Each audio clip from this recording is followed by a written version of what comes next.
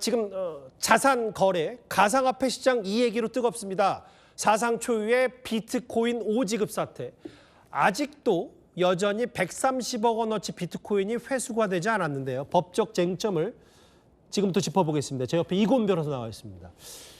이 변호사님, 뭐 바로 질문을 드릴게요. 지금 변호사분들마다 좀 의견이 분분해서 쉽게 표현하면 이제 잘못 지급된 본인 지갑에 잘못 꽂힌 이 비트코인을 판 사람들이 있단 말이에요. 근데 이게 법적 쟁점 하더라도 이제 법적 대응해도 무죄가 나올 가능성도 있다면서요?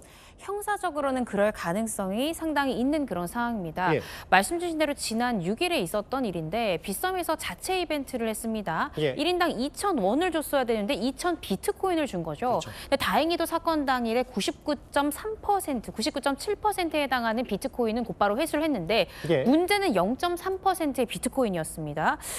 계좌 지급 정지하기까지 약 30분 정도의 시간이 있었는데 오지급된 비트코인을 곧바로 팔아서 자신의 개인 계좌로 이체를 한 사람이 30억 원, 또 다른 가상화폐를 매입한 금액이 또 100억 원이라는 그렇죠. 거죠. 예. 만약에 빗썸에서 이 부분에 대해서 횡령죄로 고소한다라고 하면 형사적인 죄책을 질까? 이 부분이 문제가 될 수 있는데요. 예. 과거 2021년까지의 판례를 보면 오지급된 사안에 대해서는 횡령죄에 해당하지 않는다는 대법원 판례가 있었습니다. 횡령죄가 성립하지 않을 수 있다. 예. 네.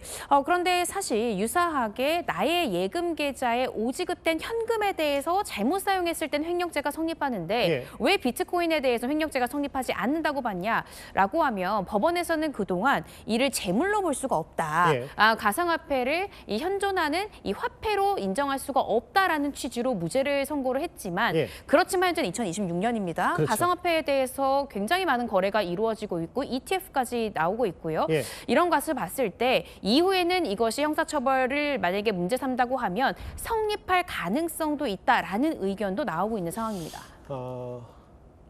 일단은 금감원장이 오늘 재앙이라는 표현도 썼는데 근데 만약에 이건 가정인데 실제로 저 판 사람들이요. 이거 내가 빗썸 잘못이 내 잘못 아니라고 끝까지 버티면 형사는 어렵더라도 민사로 가게 되면 어쨌든 다시 돌려낼 수밖에 없는 구조 아닌가요? 맞습니다.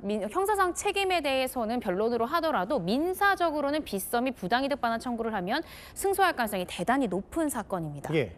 근데 오늘 금감원이 보니까 좀 눈에 띄는 원칙을 하나 세워놨던데 반환은 당연히 하고 이거를 저기 보면 현금이 아닌 비트코인을 사서 반납해야 된다.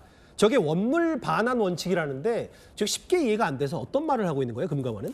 그러니까 만약에 비트코인이 정말 소송까지 가게 되면 예. 반환 시점과 판매했을 시점의 비트코인 가격이 다를 수 있다는 거죠. 예. 그런데 법원의 판단이 비트코인 그 자체를 반환해야 된다라고 하면 그 반환 시점의 비트코인 가격이 상당히 오른 경우에 이 오지급 받은 사람들이 그 차익만큼을 본인이 감당하면서 반환해야 될 그런 상황에 처할 수 있다. 따라서 오지급 받은 사람들은 빠르게 이 부분에 대해서 다시 회수에 협조해야 된다라는 취지로 읽힙니다. 통상적으로는 당연히 반납하는 게 맞고 뭐 형사 아니라 민사 소송하면은 그 실수로 이제 꽂혀진 사람들이 돈을 줘야 되는 건 맞는 건데 만약에 비트코인은 가격이 오르락내리락 하잖아요. 네.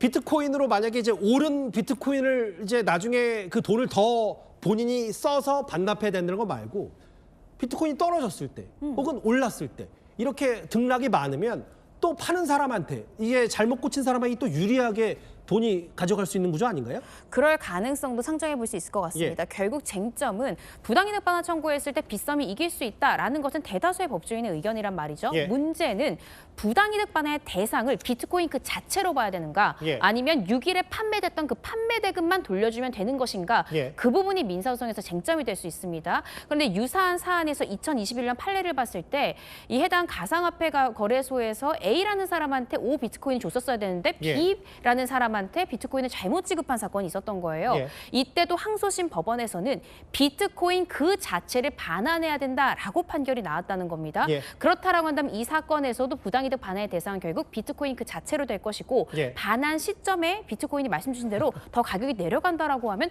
오지급 받은 사람들이 오히려 더 이익을 볼 수 있는 그런 구조까지 생각해 볼 수 있습니다. 안 돌려주면 어떡하냐 법적 쟁점까지 이곤 변호사 함께 들어봤습니다. 말씀 잘 들었습니다.